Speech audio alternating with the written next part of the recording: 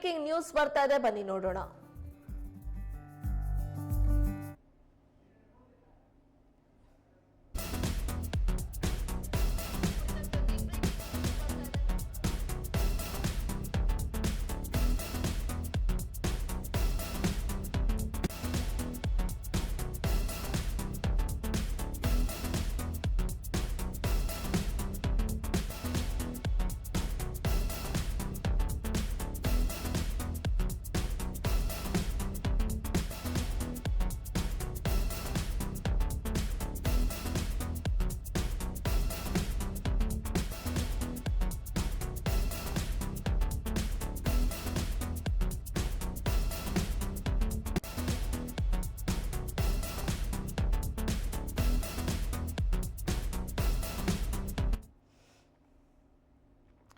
ಕೇರಳದ ವಯನಾಡ್ ಜಿಲ್ಲೆಯಲ್ಲಿ ಭಾರೀ ಭೂಕುಸಿತ ಸಂಭವಿಸಿದ್ದು ಮಕ್ಕಳು ಸೇರಿದಂತೆ ಮೃತಪಟ್ಟವರ ಸಂಖ್ಯೆ 70ಕ್ಕೆ ಏರಿಕೆಯಾಗಿದೆ.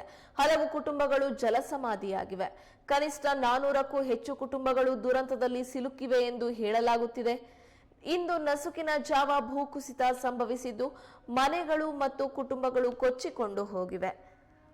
ಮುಂಡಕ್ಕೈ, ಚೂರಲ್ಮಾಲ, ಅಟ್ಟಮಾಲ ಮತ್ತು ನೂಲ್ಪಳು ಗ್ರಾಮಗಳು ಭೂಕುಸಿತದಿಂದ ಹಾನಿಗೊಳಗಾದ ಪ್ರದೇಶಗಳಾಗಿವೆ.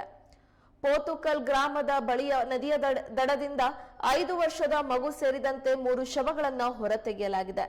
ಮುಂಡಕೈ, ಚೂರಲ್ಮಾಲ, ಅಟ್ಟಮಾಲ ಮತ್ತು ನೂಲ್ಪುಳ ಗ್ರಾಮಗಳು ಭೂಕುಸಿತದಿಂದ ಹಾನಿಗೊಳಗಾಗಿ ಸಂಪರ್ಕ ಕಡಿತಗೊಂಡಿದೆ. ಭೂಕುಸಿತ ಪ್ರದೇಶಗಳಲ್ಲಿ ವಿಪತ್ತು ಪರಿಹಾರ ಕಾರ್ಯ ಪ್ರಗತಿಯಲ್ಲಿದೆ. ಎನ್ಡಿಆರ್ಎಫ್, ಅಗ್ನಿಶಾಮಕ ದಳ, ಪೊಲೀಸ್ ಮತ್ತು ಅರಣ್ಯ, ಕಂದಾಯ ಮತ್ತು ಸ್ಥಳೀಯ ಸ್ವ ಸರ್ಕಾರ ಇಲಾಖೆಗಳಿಂದ ರಕ್ಷಣಾ ಕಾರ್ಯಾಚರಣೆ ನಡೆಸಲಾಗ್ತಾ ಇದೆ. ಕರಮಂ ತೋಡು ನದಿಯ ಬಾಣಾಸುರ ಸಾಗರ ಅಣೆಕಟ್ಟಿನ ಶೆಟರ್ ಅನ್ನ ತೆರೆಯಲಾಗಿದ್ದು ಕೆಳಭಾಗ ಮತ್ತು ತಗ್ಗು ಪ್ರದೇಶಗಳಲ್ಲಿ ವಾಸಿಸುವವರಿಗೆ ಎಚ್ಚರಿಕೆ ವಹಿಸುವಂತೆ ಸೂಚನೆ ನೀಡಲಾಗಿದೆ.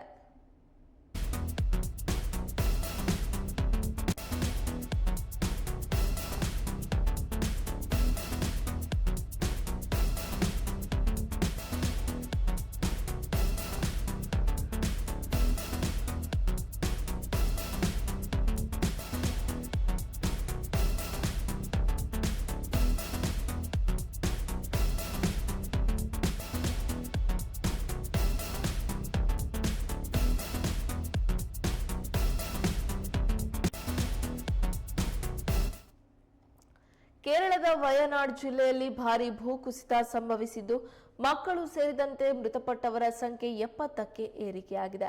ಹಲವು ಕುಟುಂಬಗಳು ಜಲಸಮಾಧಿಯಾಗಿವೆ. ಕನಿಷ್ಠ 400ಕ್ಕೂ ಹೆಚ್ಚು ಕುಟುಂಬಗಳು ದುರಂತದಲ್ಲಿ ಸಿಲುಕಿವೆ ಎಂದು ಹೇಳಲಾಗ್ತಾ ಇದೆ. ಇಂದು ನಸುಕಿನ ಜಾವ ಭೂಕುಸಿತ ಸಂಭವಿಸಿದ್ದು ಮನೆಗಳು ಮತ್ತು ಕುಟುಂಬಗಳು ಕೊಚ್ಚಿಕೊಂಡು ಹೋಗಿವೆ. ಮುಂಡಕ್ಕೈ, ಚೂರಲ್ಮಾಲ, ಅಟ್ಟಮಾಲ ಮತ್ತು ನೂಲ್ಪುಳ ಗ್ರಾಮಗಳ ಭೂಕುಸಿತದಿಂದ ಹಾನಿಗೊಳಗಾದ ಪ್ರದೇಶಗಳಾಗಿವೆ. ಪೋತುಕಲ್ ಗ್ರಾಮದ ಬಳಿಯ ನದಿಯ ದಡದಿಂದ 5 ವರ್ಷದ ಮಗು ಸೇರಿದಂತೆ 3 ಶವಗಳನ್ನು ಹೊರತೆಗೆಯಲಾಗಿದೆ. ಮುಂಡಕ್ಕೈ, ಚೂರಲ್ಮಾಲ, ಅಟ್ಟಮಾಲ ಮತ್ತು ನೂಲ್ಪುಳ ಗ್ರಾಮಗಳು ಭೂಕುಸಿತದಿಂದ ಹಾನಿಗೊಳಗಾಗಿ ಸಂಪರ್ಕ ಕಡಿತಗೊಂಡಿದೆ. ಭೂಕುಸಿತ ಪ್ರದೇಶಗಳಲ್ಲಿ ವಿಪತ್ತು ಪರಿಹಾರ ಕಾರ್ಯ ಪ್ರಗತಿಯಲ್ಲಿದೆ. ಎನ್ಡಿಆರ್ಎಫ್, ಅಗ್ನಿಶಾಮಕ ದಳ, ಪೊಲೀಸ್ ಮತ್ತು ಅರಣ್ಯ, ಕಂದಾಯ ಮತ್ತು ಸ್ಥಳೀಯ ಸ್ವ ಸರ್ಕಾರ ಇಲಾಖೆಗಳಿಂದ ರಕ್ಷಣಾ ಕಾರ್ಯಾಚರಣೆ ನಡೆಸಲಾಗ್ತಾ ಇದೆ. ಕರಮಂ ತೋಡು ನದಿಯ ಬಾಣಾಸುರ ಸಾಗರ ಅಣೆಕಟ್ಟಿನ ಶೆಟರ್ ಅನ್ನ ತೆರೆಯಲಾಗಿದ್ದು ಕೆಳಭಾಗ ಮತ್ತು ತಗ್ಗು ಪ್ರದೇಶಗಳಲ್ಲಿ ವಾಸಿಸುವವರಿಗೆ ಎಚ್ಚರಿಕೆ ವಹಿಸುವಂತೆ ಸೂಚನೆ ನೀಡಲಾಗಿದೆ.